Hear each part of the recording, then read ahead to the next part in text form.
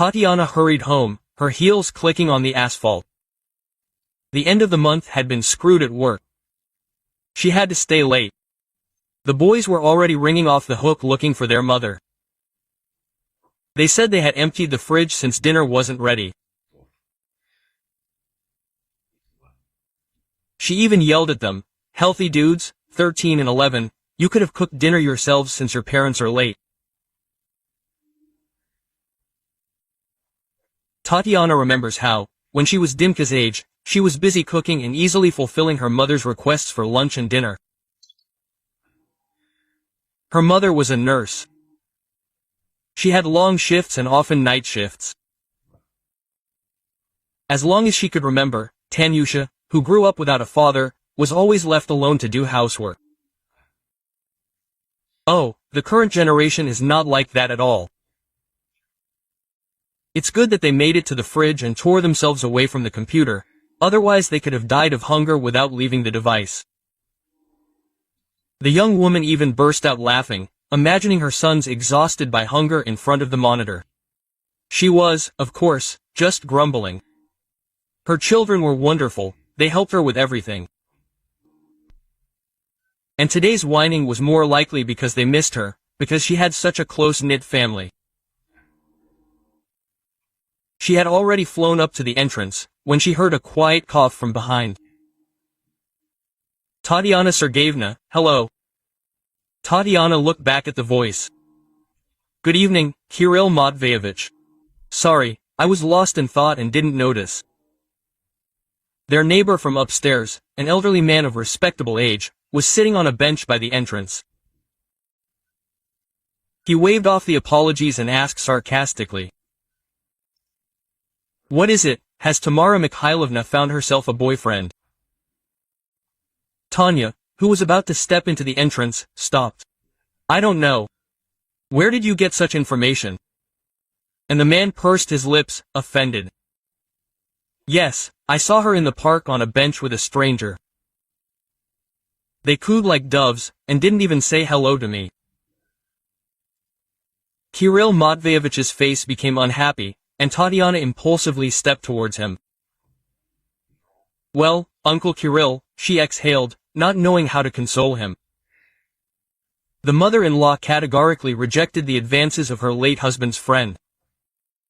The heart cannot be commanded. It was a pity for the old man, of course, but the elderly man stopped her with a gesture. "Run, run, don't listen to my whining. Your darlings are waiting for you. You're late today." Not Tatiana, shaking her head gratefully, disappeared into the entrance. The apartment greeted her with the aroma of fried chicken and the hubbub of muffled voices. Having quickly taken off her shoes, the woman looked into the kitchen. Her sons Dimka and Andrei were busily chopping up a salad, and her husband Artyom, wearing a colorful apron, was busily stirring something in a sizzling frying pan. "You are my darlings," Tatiana smiled and went to change. After dinner, when the boys, having washed the plates, rushed off to their rooms, she asked her husband about her mother-in-law's admirer. "I have no idea," Artyom shrugged. "Mom has a lot of friends." They did not raise the topic again. Indeed, Tamara Mikhailovna, who had worked in Social Security all her life, was known to a good half of the city. True, it had been a year since she was finally asked to retire. So, she stayed longer than she was supposed to, but connections are not lost so quickly. And it is wonderful that the elderly woman has good friends. After all, she was all worried, left without a job, because she had never learned to live by means of it in her entire life. Of course, Artem, Stani immediately agreed to help her. They shouldered the utilities for a 2-room apartment. And that, consider it the main expense item. In addition, they threw in 20,000 a month for the household and did not forget to spoil the woman with delicacies, which she was now unable to buy. And how else? It is their duty to their parents. After all, of all her relatives, Tamara Mikhailovna was the only one left. Moreover, between her and Tatiana, good relations were established from the very beginning.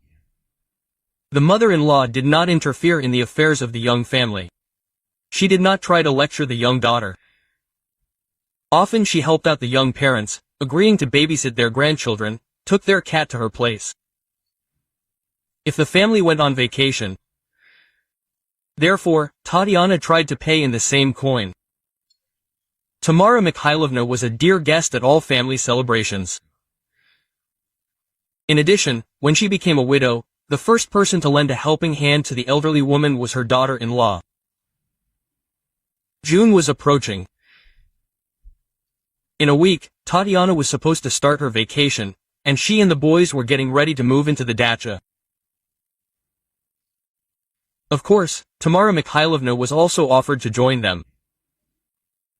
Usually, the elderly woman happily agreed to keep her family company. After all, there was no need to look after the children, they were already adults. Artyom would supply them with food, and the daughter-in-law would take care of the rest of the housework. Lie in a hammock in the fresh air. Only this time, the mother-in-law categorically refused such a prospect. Well, no, so no.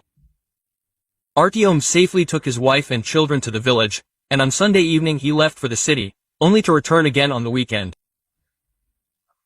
And on Monday morning, her son's mother called. "Tyamochka," she said affectionately, "please transfer me 10,000. Artyom tensed up a little, because they had only recently transferred the monthly 20,000 to his mother's card. "Mommy, do you need to buy something?" he asked. And Tamara Mikhailovna hesitated. "Yes, or rather, no. I already bought some cherries and raspberries at the market over the weekend. I want to make some jam and compote. I just didn't calculate the money properly. My pension is in a week, and I only have 500 rubles in my wallet." Artyom was taken aback. Why did his mother buy cherries and raspberries? After all, they have a ton of that stuff at their dacha. Go and pick them, there's no need to spend money. But he didn't contradict his mother. He silently fulfilled her request. On Saturday, he relayed his conversation with his mother to his wife, and Tatiana and the boys picked another bucket of raspberries and cherries for their grandmother. On Monday morning, Artyom brought his mother's gifts, left them by the door, and rushed off to work. There are traffic jams in the city, and if you chat with your mother, you'll be late everywhere. At lunchtime, Tamara Mikhailovna called her son to thank him for his work and did not hesitate to ask for another tenner for sugar. Artyom was taken aback. 10,000 for sugar. Did mom decide to open a canning factory? But like a good son, he did not interrogate his mother, he simply fulfilled her request. It was a one-time event. At the beginning of July, the happy summer residents returned to the city, and Tatiana sent Dimka to his grandmother. Before leaving, they went to the apiary and bought real May honey for Tamara Mikhailovna. The boy turned around quickly, but returned slightly puzzled. "Mom, Granny is not alone," he said from the doorway. "She has some kind of grandfather there." Tatiana was unable to get details from the teenager. She only understood that the grandfather was an ordinary guy, gray-haired, in sweatpants, a white t-shirt and slippers on his bare feet. By evening the woman was completely worn out, and as soon as her husband returned from work, she outlined the situation. "Tem, you should go and take a closer look at this old man.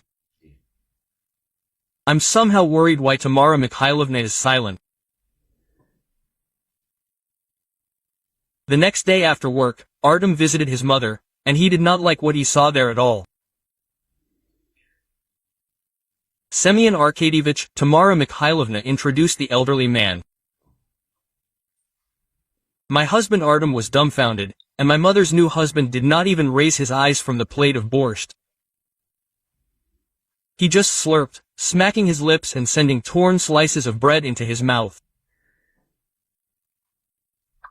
Artem tried to sit down next to him, but ran into the stern gaze of the diner, and Tamara Mikhailovna dragged her son into the room so that a scandal would not break out. "Son," she wriggled. "Semyon has a difficult character. He is a former military man, but a very good person." The man looked at his mother and frowned. Why did she hide her marriage, and where did that shifty look come from? And Tamara Mikhailovna got nervous under her son's disapproving gaze, but quickly pulled herself together. "Now that there are two of us, you, Stana, should increase the financial assistance," she smiled. 40,000, I think, will be enough." Artyom was taken aback.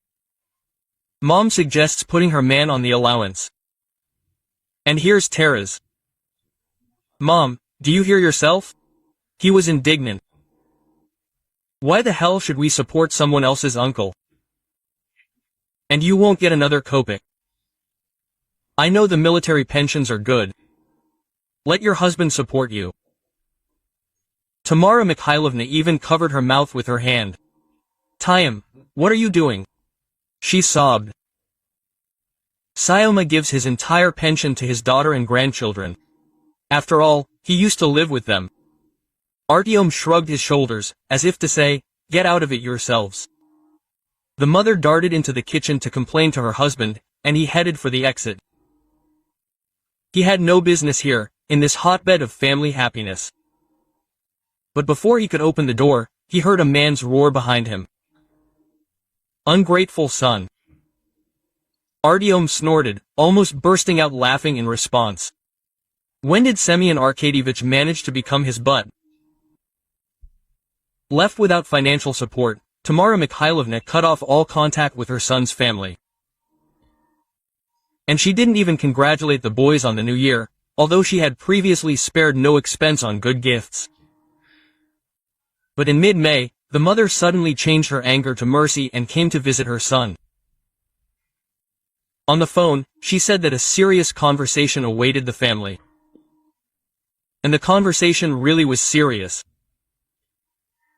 "Artyom, I need money." Tamara Mikhailovna did not beat around the bush. "You must give permission to sell the apartment, because you own 2/3 of it." Knowing his wife, Artyom's father really did transfer his share to his son before his death. "Why do you need so much money, Mom?" he wondered. Tamara Mikhailovna grimaced. "You haven't helped me for a long time," she said resentfully. "So I decided to sell the apartment. I'll give you half the money, and I'll put the other half in the bank at interest. It will be a nice addition to my pension." Artyom's eyes widened, quote, "And where will you live, Mom?" Tanya's mother-in-law waved her hand carelessly. "Semyon Arkadyevich has a dacha. We'll live there." The son and daughter-in-law exchanged glances, and Artyom shook his head. "I won't give you any consent. Live where you live." The angry Tamara Mikhailovna ran out of her son's apartment. And 2 weeks later, the couple received a notarized offer to buy out the mother's share in the parents' apartment. After consulting with each other, they decided to do just that. True, the price they announced turned out to be quite high. They even had to take out a bank loan. But the couple decided to freshen up the renovation of the mother's apartment and rent it out. That way, they'll be able to pay off the debt faster. Taken to court. There was no sign of the happy summer residence until autumn, and in October the unfortunate Tamara Mikhailovna stood on the threshold of her son's apartment with a suitcase. The dacha turned out to be completely unsuitable for living in the cold, and Semyon Arkadyevich moved out of Jonushka's and into his daughter's apartment. Moreover, thanks to his stepmother's money, the small 2-room apartment magically turned into a 3-room apartment. He didn't take his retired military wife with him. She was nobody to him. After all, no one had brought Tamara Mikhailovna to the Legislative Assembly. The mother-in-law lived in her daughter-in-law and son's apartment for a whole month until the end of the lease, trying not to show herself unnecessarily. And then she approached Artyom, hiding her eyes. "Tem, please don't throw out the tenants. I'll move in with Kirill Matveyevich. So, I've caused you so much trouble." And Artyom, sighing, just waved his hand. Oh, what a flighty one turned out to be a mommy. Well, now at least the neighbor will be happy. And she herself is under supervision. Thank you for listening to the story to the end. Please support the channel with a like. It won't be difficult for you, but it's very important to me. Until next time, why?